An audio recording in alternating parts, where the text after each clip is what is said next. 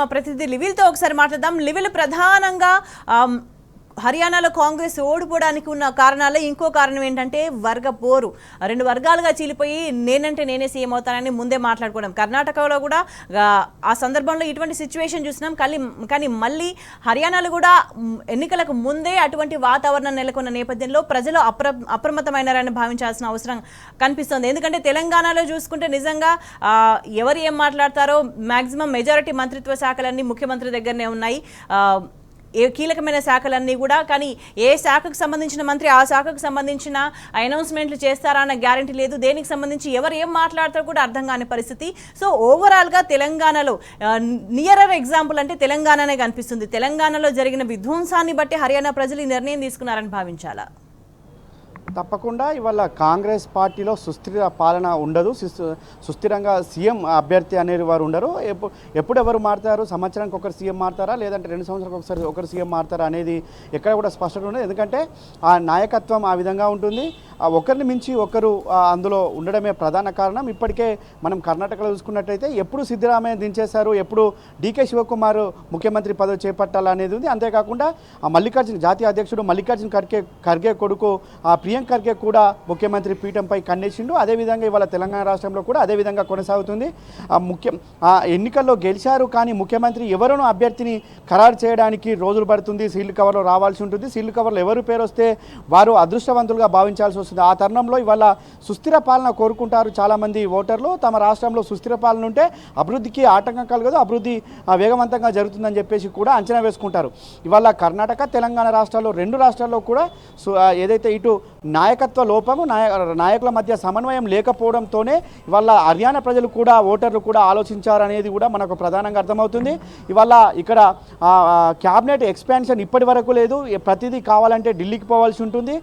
లాస్ట్కు వారి పార్టీ పదవులు కావాలంటే కూడా ఢిల్లీకి పోవాల్సిన అవసరం ఉన్నది. వాళ్ళ అలాంటి తరుణంలో హర్యానా ప్రజలు కూడా మన హైకమాండ్ ఢిల్లీకి వెళ్ళాలి, ఢిల్లీ నుంచి అన్ని రావాలి, సీల్డ్ కవర్లో సీఎం పేరు వస్తుంది, ఇవన్నీ మనకెందుకులే అనే ఆలోచన చేస్తే ఖచ్చితంగా చేసి ఉంటారు. ఆ తరహాను జరిగినట్లు కూడా మనకు ప్రధానంగా అర్థమవుతుంది. ఇవాళ అందుకు నిదర్శనమే వాళ్ళ కర్ణాటకకు సంబంధించిన కావచ్చు, తెలంగాణకు సంబంధించిన అనేక అంశాలను కూడా వారు బేరీ చేసుకుని ఉంటారు.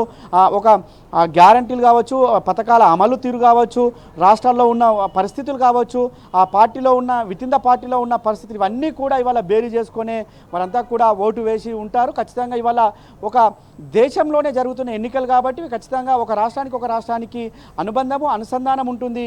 ఒక రాష్ట్రంలో జరుగుతున్న ప్రతిదీ కూడా ముఖ్యంగా మనం చూసుకుంటే హైడ్రా విషయానికి వస్తే ఇవాళ హైడ్రా అనేది దేశవ్యాప్తంగా సంచలనమైంది. సంచలనం కావడమే కాకుండా ఇవాళ పేదలను ఏడిపించిన వీడియోలు, పేదలు ఏడ్చిన వీడియోలు, పేదలు కన్నీళ్లు పెట్టిన వీడియోలు ఇవాళ దేశవ్యాప్తంగా సర్క్యులేట్ అయినాయి. వారంతా కూడా ఆలోచించుంటారు. ఇవాళ హైడ్రా పేరుతో హైదరాబాద్ను విధ్వంసం చేస్తున్నారు.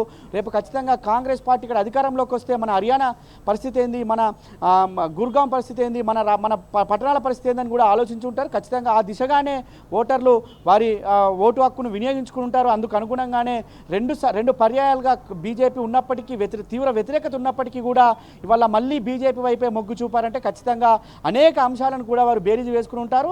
నాయకత్వ లోపాలు, నాయకత్వ సమన్వయ లోపం ఇవన్నిటిని కూడా బేరీజు వేసుకునే వారు ఓటు వేసి ఉంటారు. అయితే ఎన్నిసార్లు ఇటువంటి అంశాల వల్ల నష్టం జరిగినా కూడా కాంగ్రెస్ అధిష్టానం ఏ రాష్ట్రంలో అయినా సరే వీటిని సరిదిద్దే ప్రయత్నం చేయట్లేదు.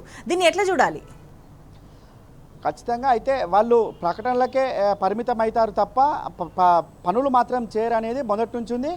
కర్ణాటకకు చాలా ఎలక్షన్ల ముందు వాళ్ళు ఉన్న కాంగ్రెస్ లీడర్లు చిన్న చిత్క లీడర్ నుంచి వెళ్ళి సోనియా గాంధీ వరకు కూడా అక్కడ క్యాట్ వాక్ చేసిన పరిస్థితి ఉంది. అక్కడ అంతా తిరిగి వాళ్ళంతా కూడా గల్లీ తిరుగుతూ వారంతా కూడా ఓటర్లను ప్రభావితం చేసే విధంగా ఆనాడు హామీలు గుర్తించారు.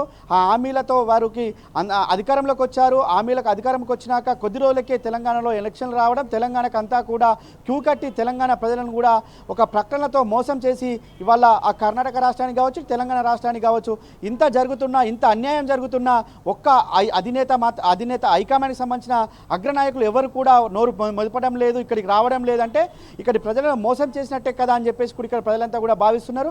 ఆనాడు హామీలు డిక్లరేషన్ల పేరుతో రాష్ట్రానికి వచ్చి వరుసగా క్యూ కట్టి రాష్ట్రంలో ఇచ్చిన అనేక హామీలు ఇచ్చారు, అనేక విధాలుగా ప్రజలను వారిని దృష్టి మళ్లించే విధంగా మాట్లాడారు, ప్రసంగాలు చేశారు. కానీ వాళ్ళ హామీలు అమలు చేయకపోగా విధ్వంసం చేస్తుంటే కూడా ఈ రాష్ట్రానికి సంబంధించిన నాయకులు హైకమాండ్ ఎందుకు పట్టించుకుంటలేదు అనేది కూడా ప్రధానంగా చర్చ జరుగుతుంది. వారు ఎప్పుడు కూడా కాంగ్రెస్ పార్టీలో ఒకటి ఉంటుంది, ఒక రాష్ట్రంలో ఒక తీరు, మరో రాష్ట్రంలో మరో తీరుగా వ్యవహరిస్తారు. హైకమాండ్లోనే అనేక వర్గాలు ఉంటాయి, అనేక గ్రూపులు మెయింటైన్ చేస్తారు. ఆ విధంగా చాలా చూసాం. గతంలో సచిన్ పైలట్ కావచ్చు, జ్యోతిరాదిత్య సింధియా కావచ్చు, గెహ్లాట్ కావచ్చు, ఇలా దిగ్విజయ్ సింగ్ లాంటి పెద్ద నాయకులను కూడా చూసాం. ఇందులో భాగంగానే గులాం నబీ ఆజాద్ సైతం పార్టీ నుంచి ఎన్నో ఏళ్ళుగా ఉన్న గులాం నబీ ఆజాద్ సైతం పార్టీ నుంచి విడిచిపోయిన పరిస్థితి. ఇలాంటి తరుణంలోని వాళ్ళ హర్యానా ప్రజలు కూడా, హర్యానా ఓటర్లు కూడా ఈ విధంగా ఆలోచించారు. ఖచ్చితంగా నాయకుల మధ్య సమన్వయ లోపం అనేది ప్రధానంగా కనిపిస్తుంది. అంతేకాకుండా వారు ఇచ్చిన హామీల పట్ల కూడా వారు ఏమి ఇచ్చారు, మేనిఫెస్టోలో ఏం పెట్టారు అనేది వారికి గుర్తుకుందో లేదో అనే అంశం కూడా ఇవాళ ప్రధానంగా తెర మీదకి వస్తుంది. ఈ విధంగా రానున్న ఎన్నికల్లో కూడా ఇది ప్రధానంగా ఖచ్చితంగా ప్రభావం చూపుతుందని చెప్పేసి కూడా రాజకీయ విశ్లేషకులు చెప్తున్న పరిస్థితి కనిపిస్తుంది. వాళ్ళ మహారాష్ట్ర కావచ్చు, జార్ఖండ్ కావచ్చు, ఇతర జరిగే ఏ రాష్ట్రంలో ఎన్నికలు వచ్చినా ఖచ్చితంగా కాంగ్రెస్ పార్టీ ఈ విధంగా ముందుకెళ్తే ఖచ్చితంగా ఓటర్లు కర్రగాల్చి వాత పెడతారనేది మాత్రం ప్రధానంగా అయితే వినిపిస్తుంది. వాళ్ళ హర్యానాలో చాలా వ్యతిరేకత ఉంది. 2 సార్లు బీజేపీ అధికారంలో ఉంది, రైతులకు ఎంఎస్పీ ఇవ్వలేదు, నల్ల చట్టాలు తీసుకొచ్చింది, రైతులందరూ రోడ్ల మీద వందల రోజులు రోడ్ల మీద ఉంచింది. అయినప్పటికీ కూడా ఇవాళ మళ్ళీ బీజేపీ వైపే మొగ్గు చూపారంటే ఖచ్చితంగా కాంగ్రెస్ పార్టీపై, కాంగ్రెస్ నాయకత్వంపై ఎలాంటి నమ్మకం లేదనేది మనకు ప్రధానంగా అర్థమవుతుంది. రానున్న రోజుల్లో కూడా ఇతర రాష్ట్రాల్లో కూడా ఈ విధంగానే ఇదే తరహా ఫలితాలు రావచ్చనే అంచనా మాత్రం ఇప్పటికే రాజకీయ విశ్లేషకులు ఇస్తున్న పరిస్థితి మనకు తాజాగా కనిపిస్తుంది. స్వేచ్ఛ రైట్ లివిల్. ఇక హర్యానా ఎన్నికల ఫలితాల తర్వాత మరి కాంగ్రెస్ పరిస్థితి ఏంటి? దేశవ్యాప్తంగా కూడా ఏదో పొడి చేస్తాము, ఏదో చేస్తామని కాంగ్రెస్ ప్రగల్భాలు పలుకుతూ చెప్తూ ఉంటుంది. కానీ అధికారంలో ఉన్న 3 రాష్ట్రాల్లో పరిస్థితి ఏంటనేది చాలా క్లియర్గా కనిపిస్తుంది. 4వ సారి కూడా అదే తరహాలో మోసం చేయడానికి ప్రయత్నించిన నేపథ్యంలో అక్కడి ప్రజలు కర్రుగాల్చి వాత పెట్టిండ్రు.